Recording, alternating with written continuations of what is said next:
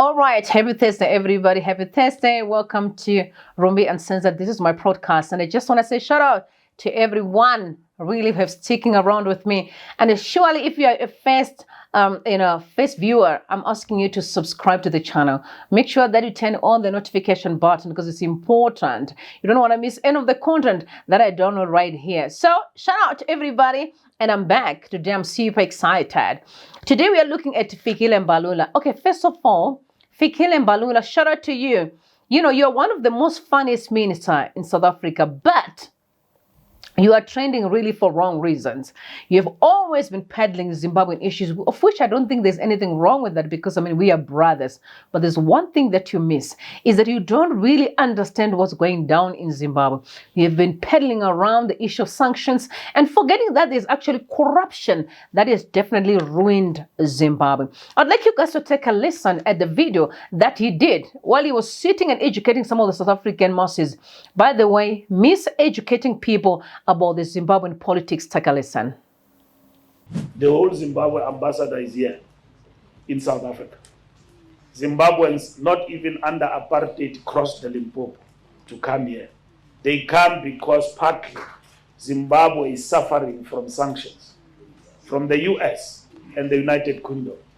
And United Kingdom agreed with President Mbeki and Tony Blair that they will give 42 billion pounds for the land redistribution program, reform program in Zimbabwe. Because Zimbabwe, from Lancaster, they were implementing what we tried here in South Africa, willing seller, willing buyer. For 10 years, that did not happen. And then they agreed they will come to the party. They never came to the party. Up until President Mugabe implemented a program of land reform program. And then that's where everything broke loose. But Mugabe, President Mugabe, was removed by his own comrades in a coup d'etat. Those comrades don't agree with that assertion, that it was a coup d'etat. President Mnangagwa came here, we gave him shelter. And then he went back to Zimbabwe after removing President Mugabe. There was a new president. Till today, they don't accept that the democratic outcome in Zimbabwe are the real ones. So they want their own person. That is what is called regime change. So we as South Africa do not subscribe to remove governments as we wish. We would have long removed what is happening in Swaziland. But we don't do it because we respect the sovereignty of nation states. And then we respect the Zimbabweans.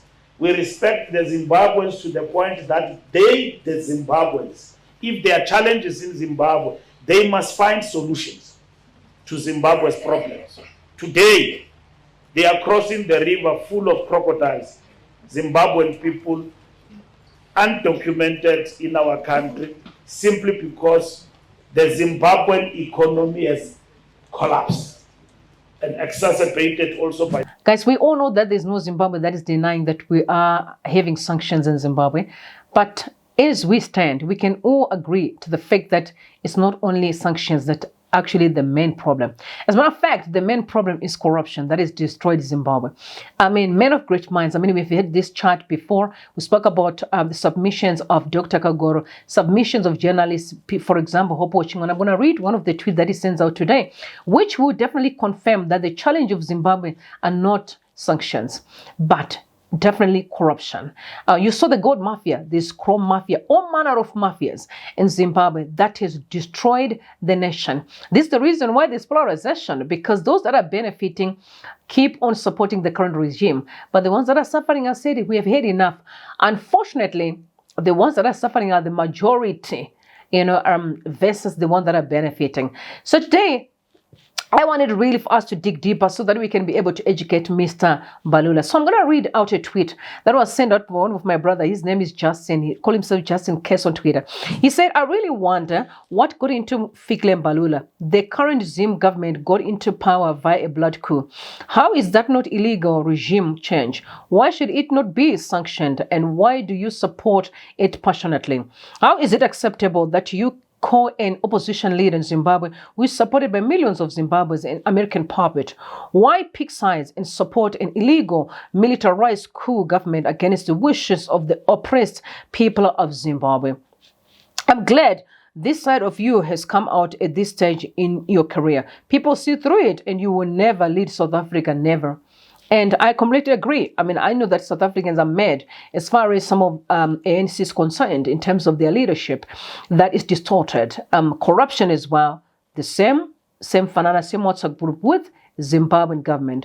Now, I also was shocked to actually see this newspaper that was written in 1982. That was before I was born. Yeah, before I was born. And this newspaper, literally the headline is saying 20,000 to be deported. And these were Zimbabweans. Yes, in South Africa. I am so fed up of us living, from hand to mouth. I'm so fed up of us living our lives as if we are rejects. So it's about time Zimbabweans we rise up together, hold each other's hands, and fix our country. Guys, I'm asking you to really make sure that you vote for the right people this coming year, that including me. I'm going to drop my vote in the right candidate, because I'm so fed up. I'm so fed up. Now, another brother of mine his Twitter handle is Citizen Dewa. He said, Mbalula, you need a head transplant. Is the reason why we are told you have some minimum causations in Zimbabwe. Is the corruption that is killed us, not sanctions. And the problem is most of these African presidents or diplomacy are benefiting from the pain of the people of Zimbabwe, especially in the mineral sector. And also this gold that is being smuggled into South Africa. The question is, to who? Right? Who's protecting them? Surely I may not have all the details, but something must be happening.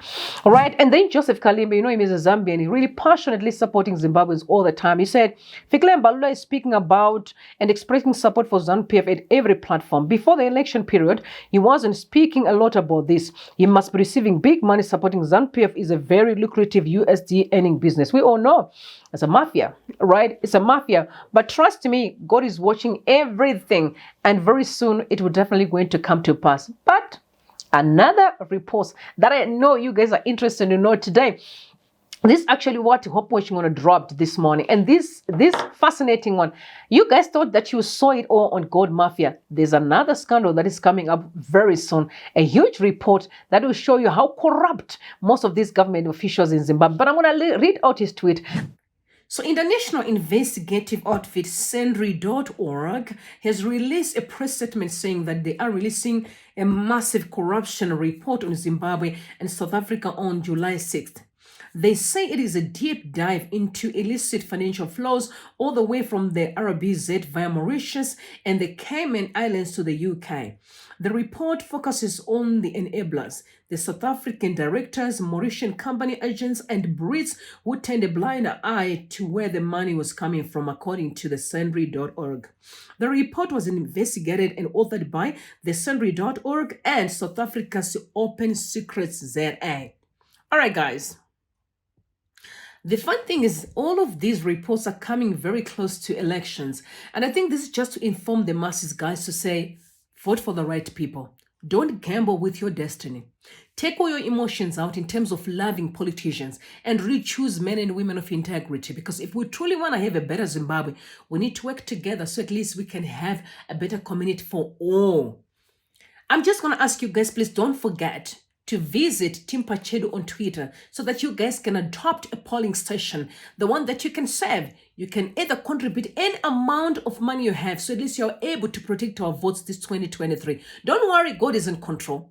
God is in control, but we have to play our part really intensely and make sure that everything is thorough. Then God will deal with the rest. Guys, thank you so much for hanging around with me. See you in my next upload. I love you all. Make sure that you subscribe to the channel and then like, comment, and share. Until next time, God bless you all. Bye for now.